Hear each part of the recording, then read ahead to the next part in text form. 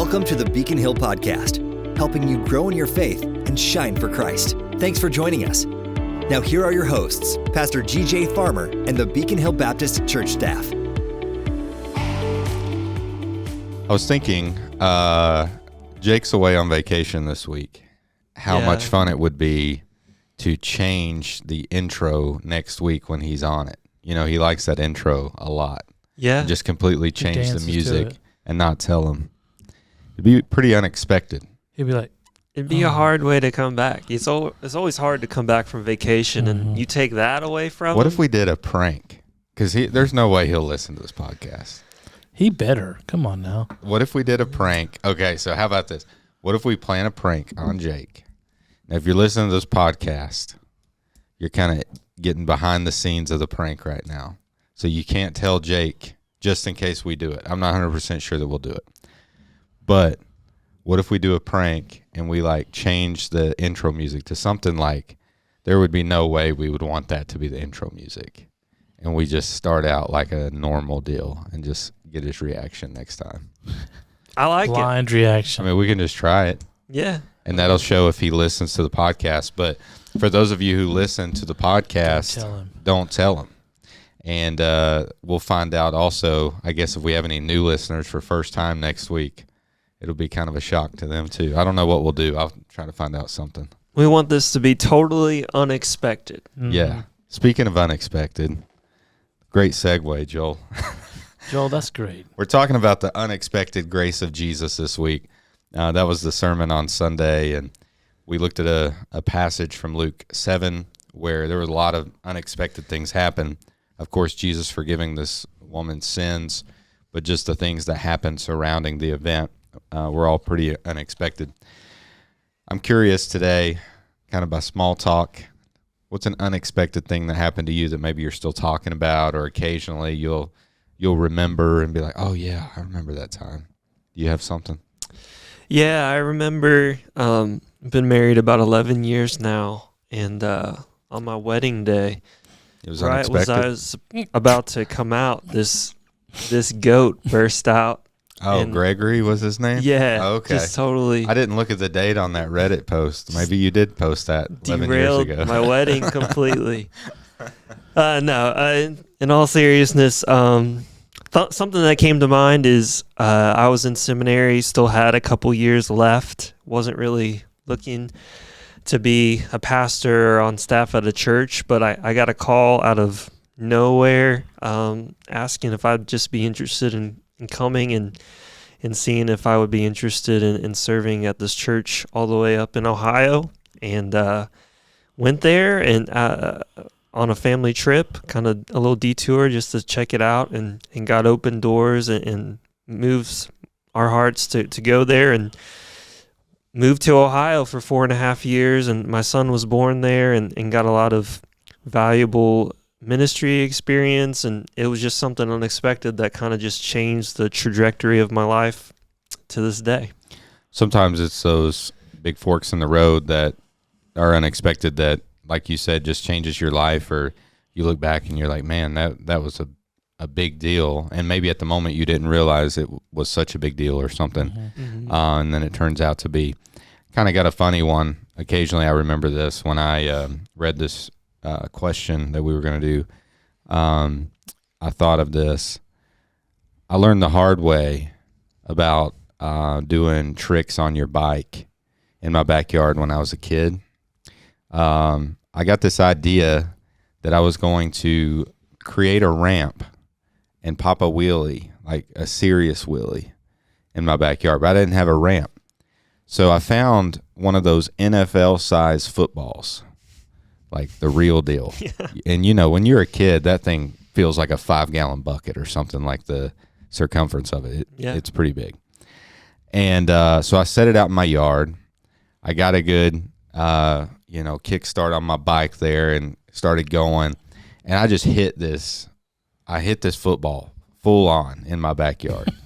And it popped my front tire up to do the wheelie, just what I thought. Well, I thought about the wheelie. I didn't think about the landing too much. Yeah. So after I popped up the wheelie, as I was coming down, it it was fast, but it felt slow in the moment. You know what I'm talking about? It's almost like in your brain, it registers as slow motion. I slip off the seat and I come down and land on like the frame of the bike between my legs. And I just immediately like fell over. And I just remember laying there and I couldn't breathe. And I like kept thinking like, my mom doesn't know I was going to do this stunt. And so I tried to yell for Mom. I couldn't catch my breath enough to even yell for my mom.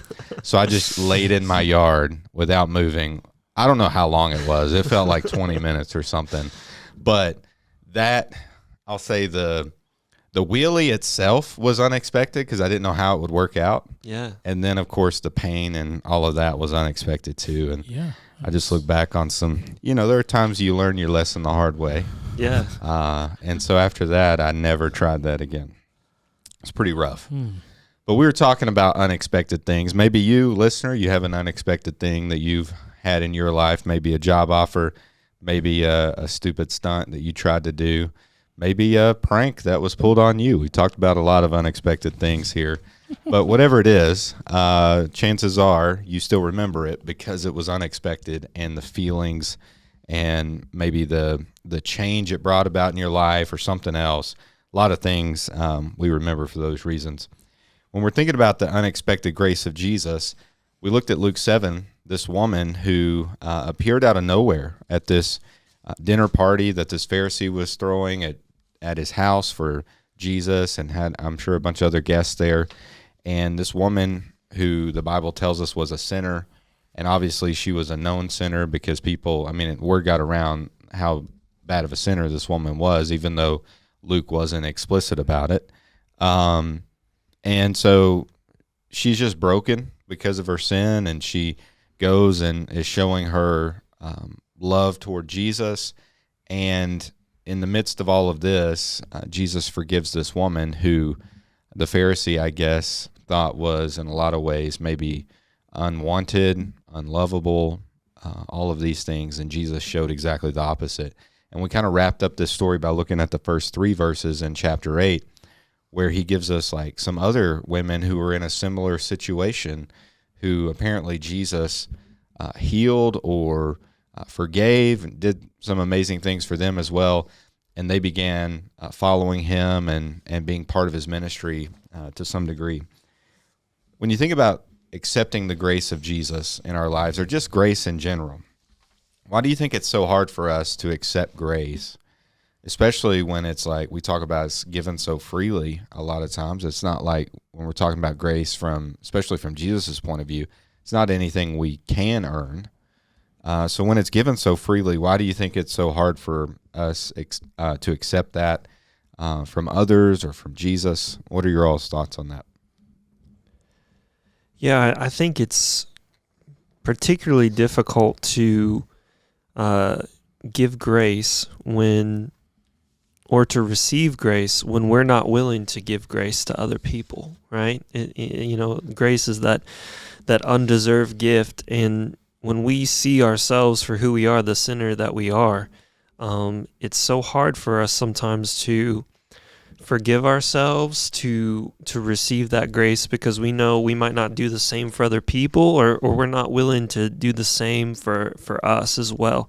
And it's difficult to accept that there's really no strings attached to the gift as well, right? Everything most of the time is transactional in our lives, right? You do this for me, I'll do that for you. Balancing the scales or something like that. When we see that Jesus' grace that he gives is something that we can never earn or repay, and that's a really difficult thing for us to accept sometimes, or to really have it to sink in. But that's why, we get so used to the song Amazing Grace, and we've sang it a million times, but it really is such a miraculous thing that God forgives us and shows us grace despite nothing that we've done or deserve. Yeah, I think there are a lot of things to remember. Like, I think it's hard for us to accept grace. Sometimes it's hard for us to give grace. I saw some different situations, especially like on social media and stuff in recent days, where, even people who may go to church or call themselves Christians seem to struggle with giving grace to other people or realizing that God's grace is for everyone. And, that's the thing is if we really if all of us made lists of the sins we've done, we couldn't come up with the list because there are so many things that we do oftentimes that we don't think about. And not only that, I think there are so many sins that we do that a lot of times we don't even recognize them as being sins, just because maybe we're kind of numb to it or we haven't grown in that spiritual maturity yet to be convicted of those things. But we all need grace. And so when it comes to accepting grace, what does that look like to accept grace? We talked about, how amazing that grace is. What does it look like to accept it beyond the fact of we talked about, or I mentioned Sunday, just God generally giving grace to everybody. How do we accept grace? Mm-hmm. What are your thoughts on that? Well, first thing I believe is, is to have a full recognition of our actual need, for grace. We don't do anything to earn God's favor. We get His grace and His mercy because He gives it to us, and we have to have the right kind of attitude to understand, humble enough to know that we aren't deserving of this. Accepting grace can mean, we let go of our self-righteousness, our pride, more of God and less of us. And this idea that, I don't, I'm better than that person. Kind of what the story, what the Pharisee was thinking, that I'm not that bad of a person. I don't necessarily need God's grace, and we're all in need of it.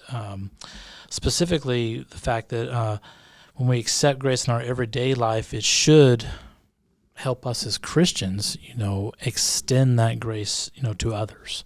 Look what God did for me. How can I not give grace to this person? Grace and forgiveness and mercy. God forgave me of all the terrible things. How can I not, forgive this person? Kind of reminds me of the story of the unforgiving. I can't remember what it is.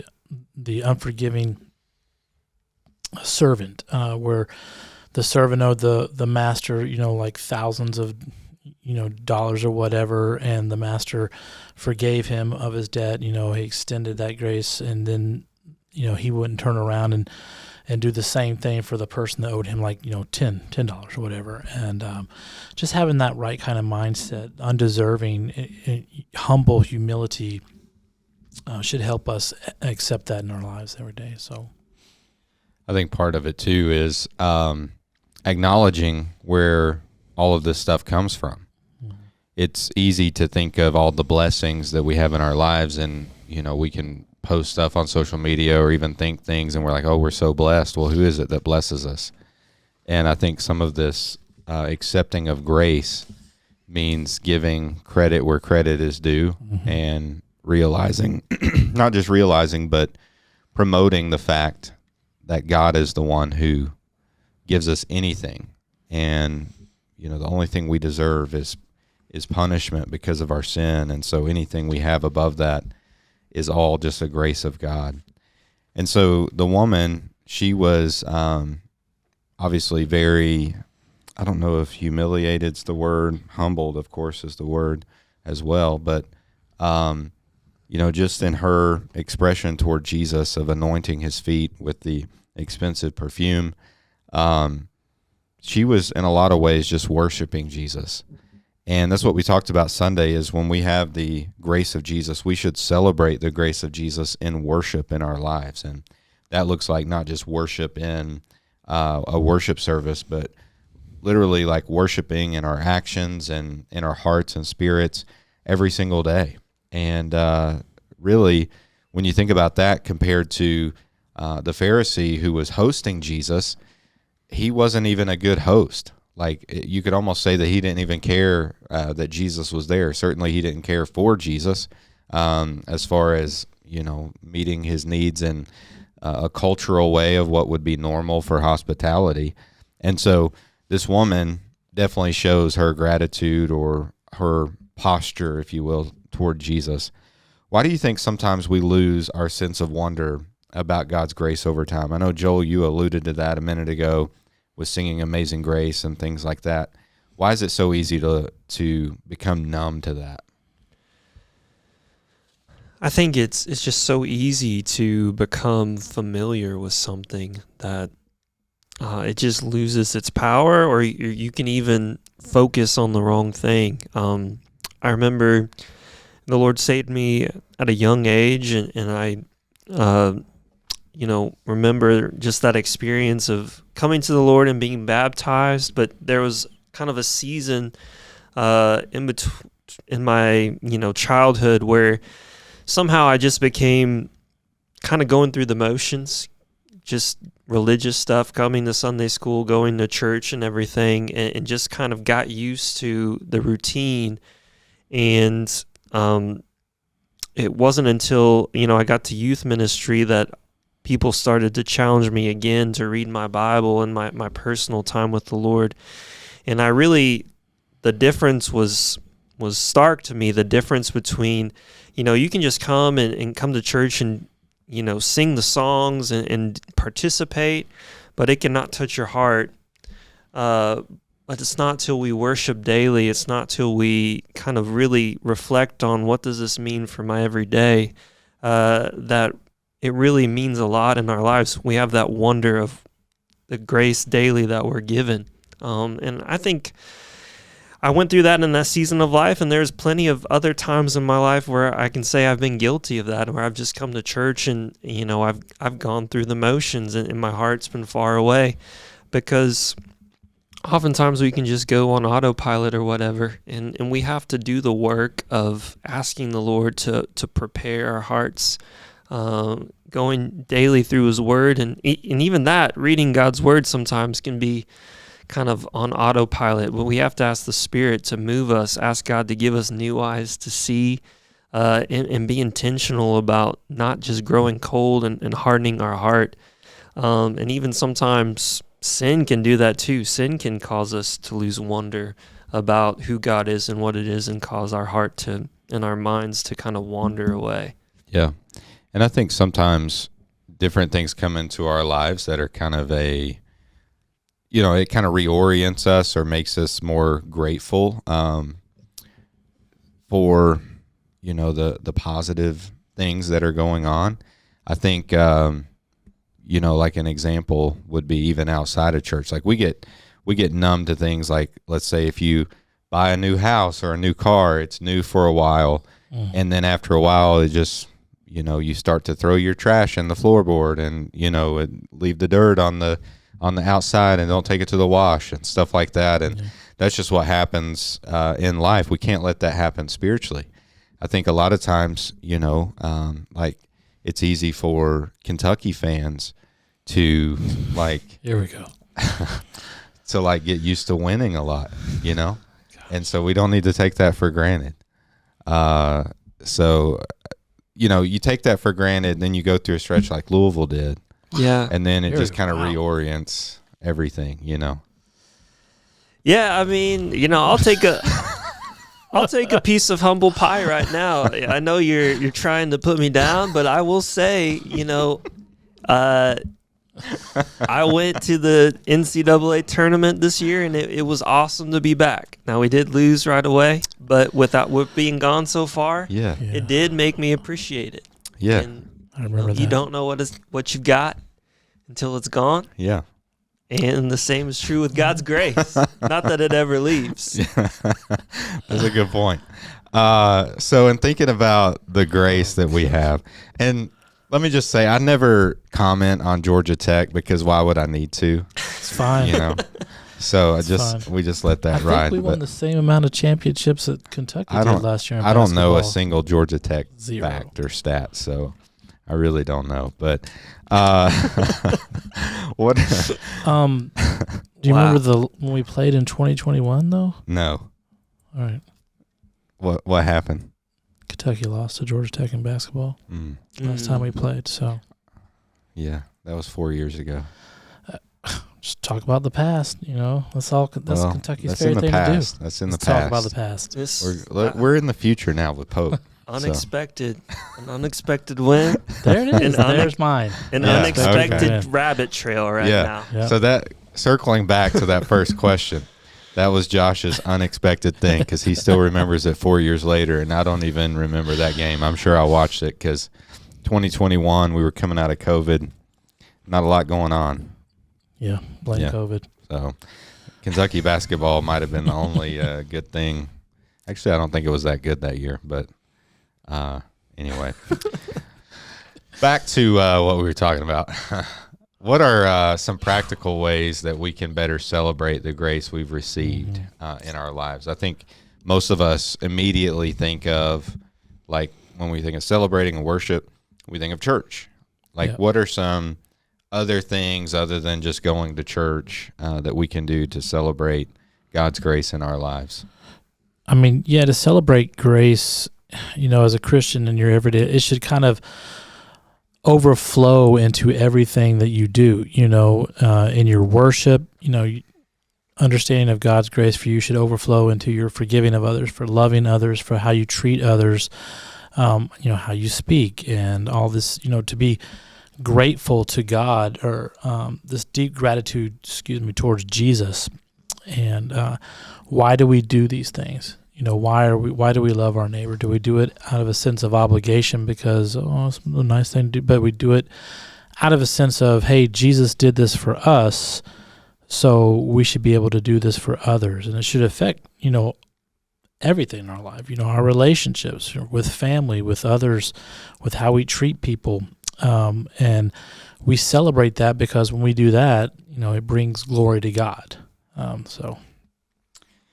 Yeah, and I think when it comes to grace, part of this has to be thinking about what God has done in our lives. And if we don't stop to think about it, we'll never celebrate it. We can just go through life and go through the motions, and everything just kind of is what it is or whatever. And if we don't pause and express gratitude to the Lord, or have times of prayer, Bible study, those kind of things, it's easy to just go through the motions of life and not pause to do that. I think another thing that's important is to keep in perspective our stories. And Josh is pulling up the score for Georgia Tech and Kentucky. Yeah, I see it there. Are you going to leave it up the rest of the podcast? Okay. Remind you. Okay. Oh my gosh. I won't look at it. I'll hold my paper up to cover it. So remembering our story, I think, is really important. And that starts with, like, thinking about the story of the things that you've gone through. One of the things that we do in our prospective members class here at Beacon Hill is I encourage every person to write down, at least in a few sentences, their testimony, the story about, not just their salvation, but what God has done in their lives, some of the high points and different things. Because honestly, like, I think sometimes we can just go to church and things like that and not think about it. But when we write it down, not only does it make us think about it, it gets us to the place that maybe we could tell somebody and be comfortable sharing it because we've actually written it out and thought about it. And thinking about that, how do you all think maybe remembering your own story gives you the boldness to share it, where maybe you're a little bit reluctant or something like that? Yeah, I mean, kind of what I alluded to a little bit earlier in the podcast about, that time that, from being a kid to going in the student ministry, it has really given me boldness to say, this is a road that I could have gone down of being self-righteous, and really now I get the opportunity to encourage students about what the gospel means to them, whether they accept it at a young age already, or whether, they've yet to make a decision about how God can change a young person's life. And, I've seen how that's changed and shaped me. And even as I've gotten older and stumbled in many ways and fallen short of, what God would want for my life, that grace has been, there for me time and time again to help me and pick me back up, and to show me just the joy that we can have in the Lord when we're walking with him. And, just that testimony, one, it helps me to see where I've been and where other people are. We all have different stories, but we can most of the time see ourselves somewhere in someone else's story. And when we've experienced that grace firsthand, we can share that with others. Even we've been doing the ministry at the jail, and even though our situations and our life experiences may be different in many ways, the thing that we have in common is that God loves us, and that grace is there just as much for them as it is for me. And that it should drive us to want to share that with them.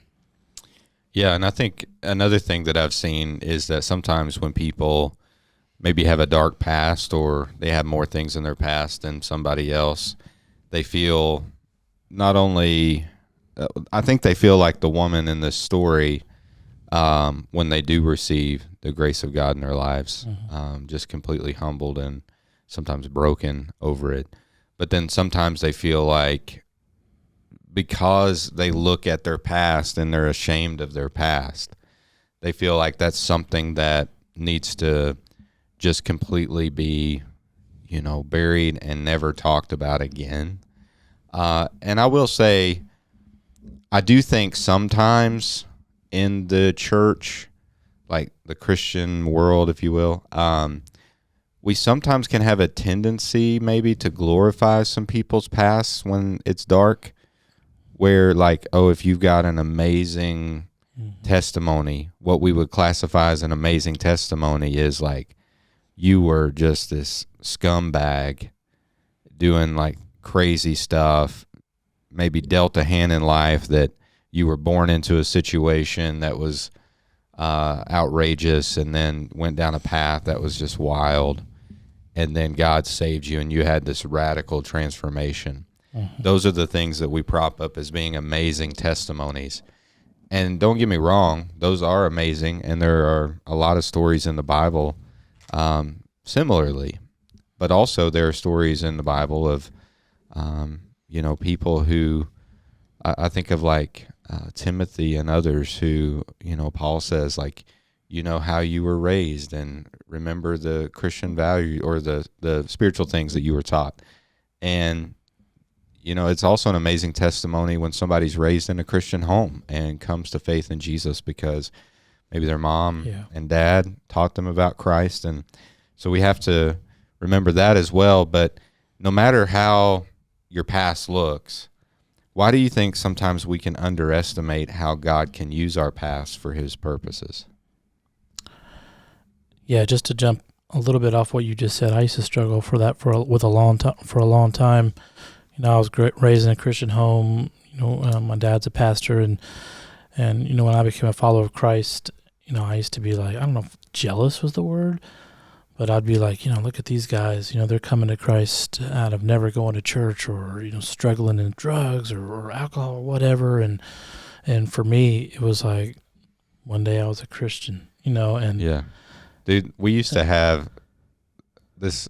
So this sounds bad, but it's not as bad as it sounds, I'll say, because we weren't like being crazy. But I was a preacher's kid, and when I was in student ministry, I remember we'd joke around, me and my buddy, if we would think about doing something wild, we'd just be like, well, we're just building our testimony. And we would actually say that to each other, because that's like the culture that Christianity would create, is like, oh, we're doing something bad, so we're just building our testimony. Like, one, how stupid is that? Yep. But two, like, that is kind of the culture we made, is like, oh, you have a better testimony if you've done some bad stuff. Yeah. So just remember Romans 3:23, it was important to think about that. But back to your other question, I think we do underestimate how God can use our past sometimes. And, my answer to that would be yes. Many Christians sometimes we could feel disqualified, I guess, by our past to say, or, too ashamed to say, that God could use us. Or on the flip side, maybe we don't have we don't think we have a bad enough past, even though we were separated from God. And But some people might see their sin or what they've done as a, kind of a barrier towards being in a right relationship with God, or they think their past defines them more than God's forgiveness does, which is really what it's about. Once you become a Christian, you are bought with a price, and whatever you did before, when you die that your sin will not define who you are, your character, your future, your eternity, but because you are bought by the blood of Christ, that now defines you. So, yeah, and I think sometimes we can get in our minds like one of two ways. Like one is our past is in our past, and none of that can be used for God's glory as far as like the story of it and things like that. And then on the flip side, I think sometimes we can get into a mode of where we think, well, we have God's grace and God's applying that grace to us very generously. And so we can kind of, like I said when I was a teenager or whatever, like, and I really just said it mostly jokingly, but sometimes seriously, we can say, well, we've got God's grace, so let's just do whatever we want to do. Mm-hmm. And Romans 6, verse 1 says, what should we say then? Should we continue in sin in order that grace may multiply? Absolutely not. How can we who died to sin still live in it? And then it goes on to say, therefore, we were buried with him by baptism into death, in order that just as Jesus Christ was raised from the dead by the glory of the Father, so we too may walk in a new way of life. And so when we have God's grace in our lives, yeah, he gives it to us generously, but we shouldn't take it for granted. We shouldn't, almost like try to use that for our advantage, because if we're saying that we have died to our sin, then we shouldn't go back to it. We should live in that grace, but also live to follow Jesus as much as we're able to. Well, we're glad you've joined us today for the podcast as you're thinking about your life and how you may respond to the grace of Jesus. Maybe for you, you've never accepted that grace. Would love to talk to you more about that. You can go to findlifeinjesus.com, findlifeinjesus.com, and there's information there about what it means to follow Jesus, as well as a form you can fill out to get more information on that. Maybe for you, you feel like, hey, I've had Jesus' grace in my life, but I've kind of taken it for granted and I haven't really celebrated it. Maybe even now, just pause what you're doing and offer a prayer of thanks to the Lord for his grace in your life and all those things that maybe you've overlooked here lately. Maybe for you, you've been out of church for a while and you need to get reconnected to the body of Christ so you can worship together with them as you're commanded to do. We'd love to see you here sometime at Beacon Hill. We have groups at 9:15 every Sunday, worship at 10:30 every Sunday. This Sunday, I'm really looking forward to it. It's one of my, I would say, I don't know that favorite parables, but it's one of my favorites to go to as far as like looking at some different theological angles, because one of the thing we're looking at this Sunday really addresses the issue of like, how does God see it, or what happens to the salvation of somebody who maybe claims to be a Christian, mm-hmm. and then they seem to follow Jesus for a while, and then after a while they just kind of walk away from it, or maybe put it on the back burner, or whatever. Like, what happens in those situations? How does God view that person's salvation, or what has happened in that person's heart?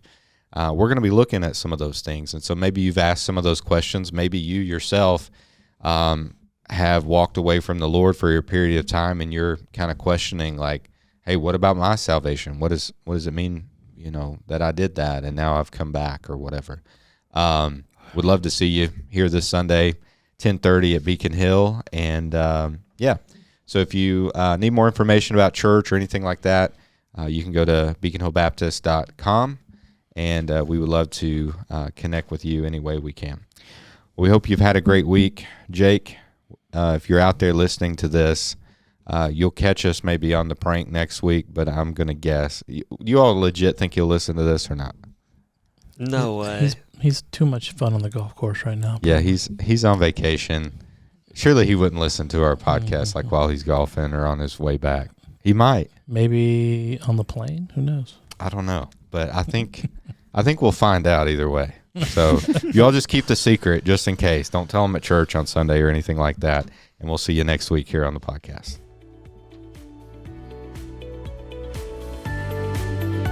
You've been listening to the Beacon Hill Podcast. For more information about Beacon Hill Baptist Church, visit beaconhillbaptist.com.